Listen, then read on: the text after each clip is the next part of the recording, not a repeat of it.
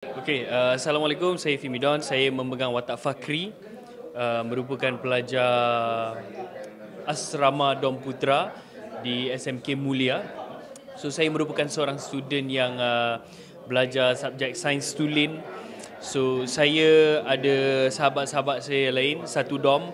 Kita orang ada yang sekelas, ada yang tidak sekelas, tetapi saya merupakan antara salah satu sebab kenapa drama yang terbesar dan juga rahsia agung Asramara ini terjadi, disebabkan saya juga.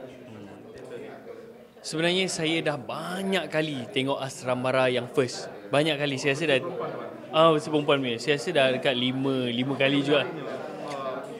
Saya rasa sebab penulisan Abang Wan dan juga arahan Abang Wan.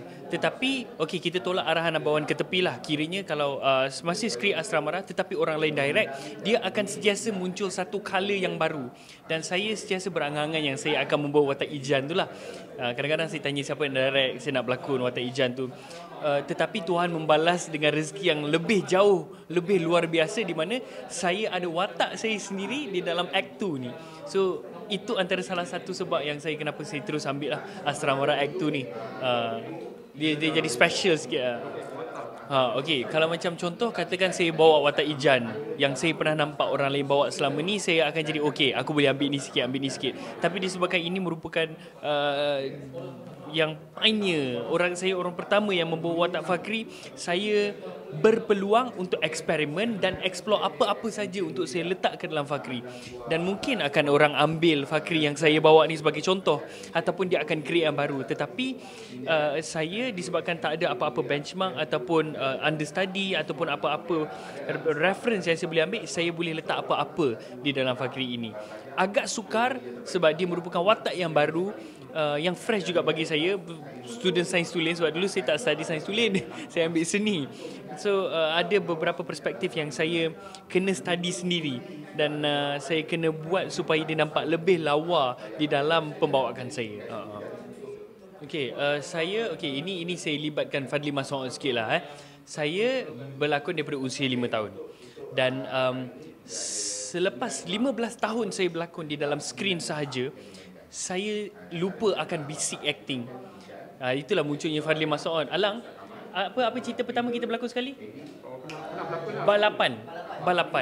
So ini teater kedua. Bukan.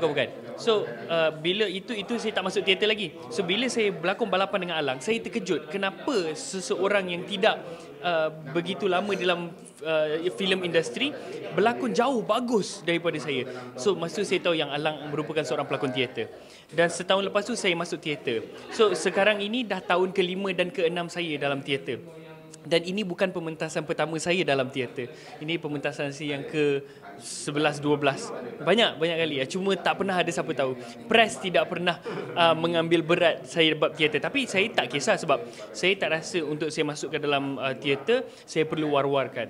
Tetapi saya berada di sini, melihat press actually take an effort to come and cover, saya rasa berbesar hati lah.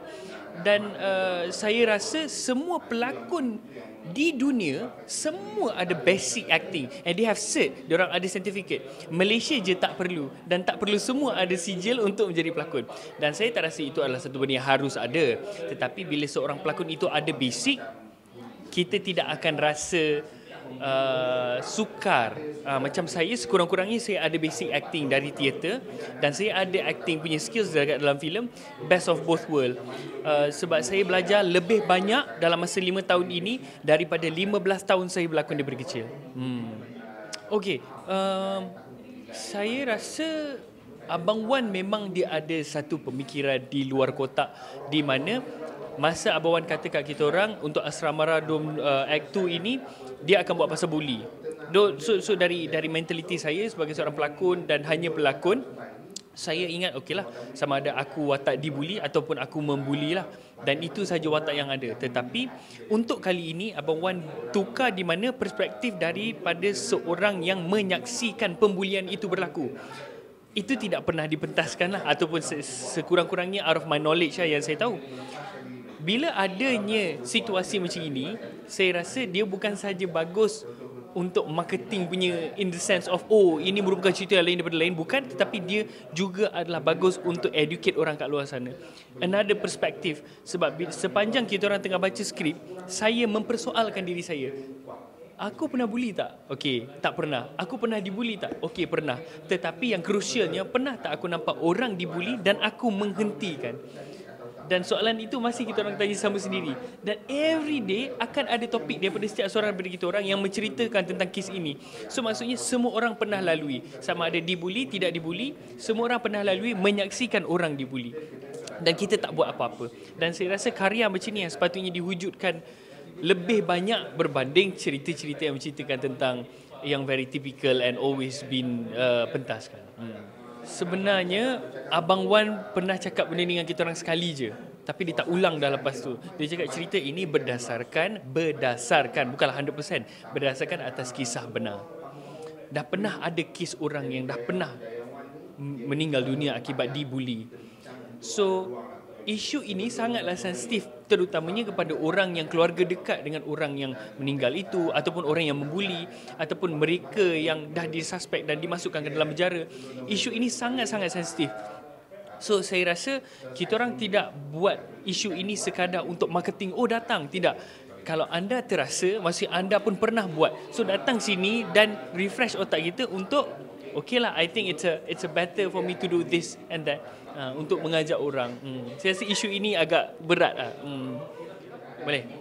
Hai, Assalamualaikum. Saya Fimidon. Saya memegang watak Fakri di dalam teater Asramara Dom Putra Act 2 yang akan dipentaskan dari 26 Oktober hingga 30 Oktober. 5 hari tapi ada 7 show, sebab Sabtu Ahad iaitu 29 dan 30 ada petang dan malam. Boleh beli tiket di Instagram Revolution Stage, ada nombor telefon, letak booking anda di situ, dan jangan lupa beli tiket dan sokong kami di PJ Live Art. Terima kasih banyak-banyak. This is how we do this.